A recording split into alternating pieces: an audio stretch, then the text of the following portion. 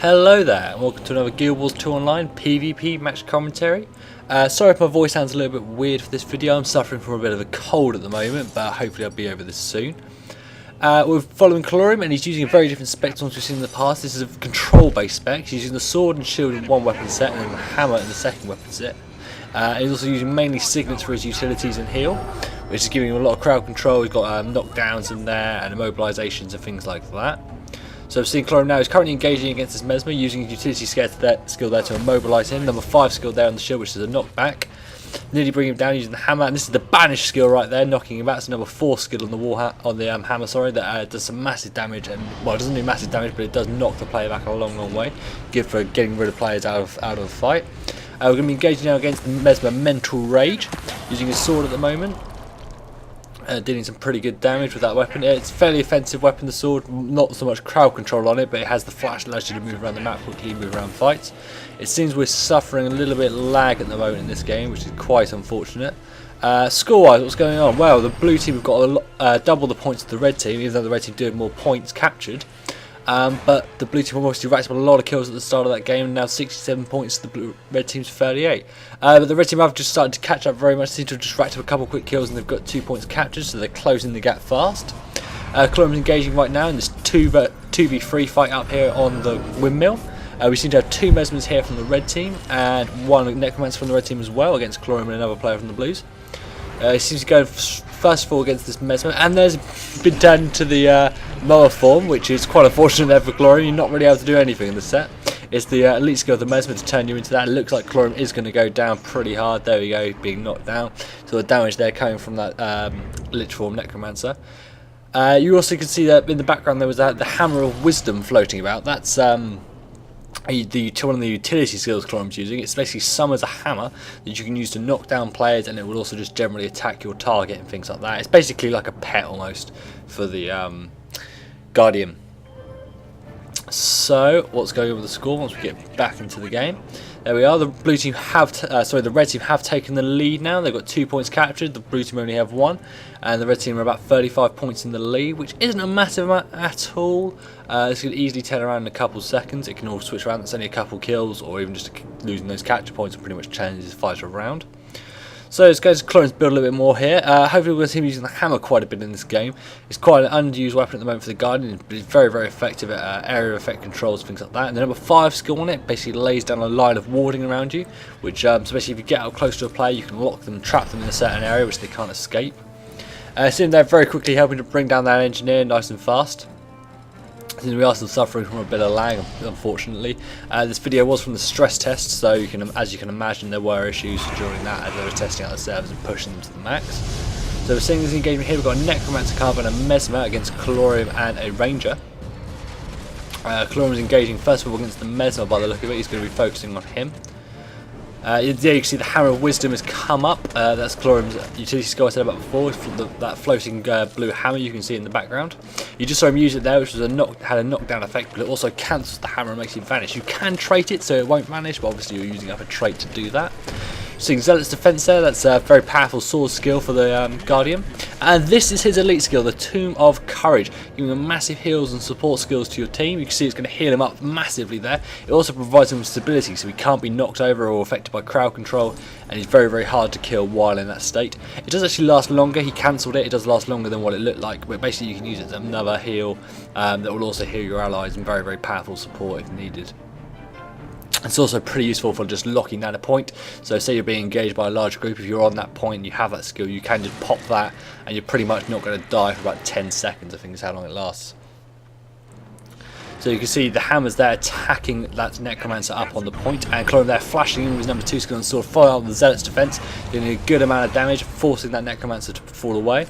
Using that knockback there on the Hammer of Wisdom, you saw it hitting the Necromancer down the stairs, pushing him away. Calorium managed to neutralise the clock tower. I think he's probably going to turn around and try and capture it. But the Necromancer is now returning. Most of Calorium's skills are on cooldown of his utility skills.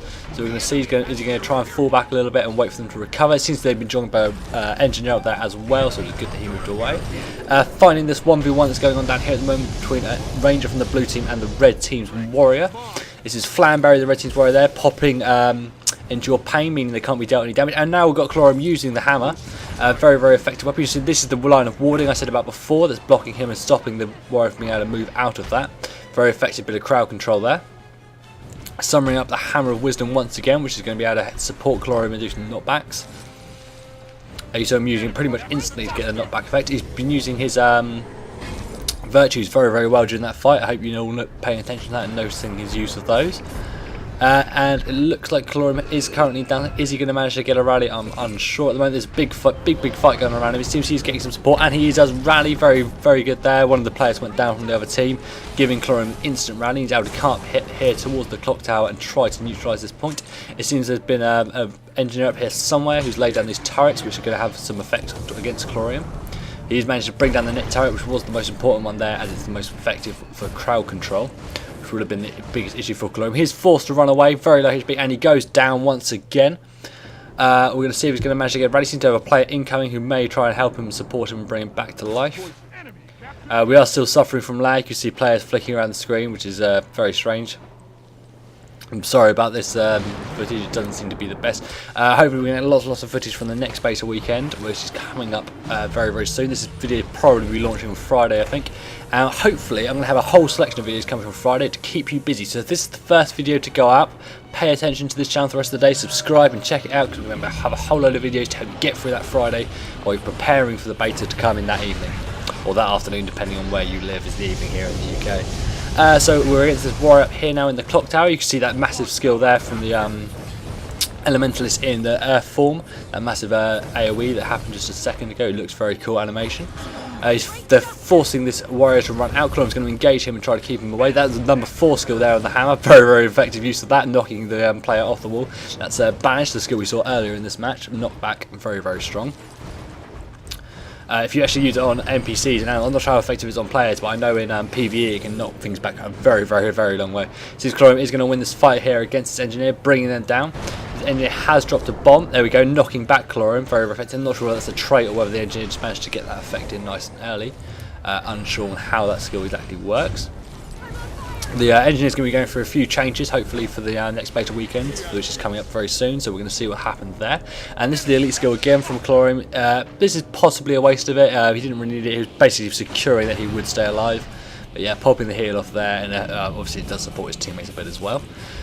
So score-wise, it's very, very close still. The red team are still slightly in the lead by only about 15 points or so. The blue team have been catching up throughout the whole game, and the blue team do now have an only point captured, and the other 2 points are contested. So we could see a comeback now.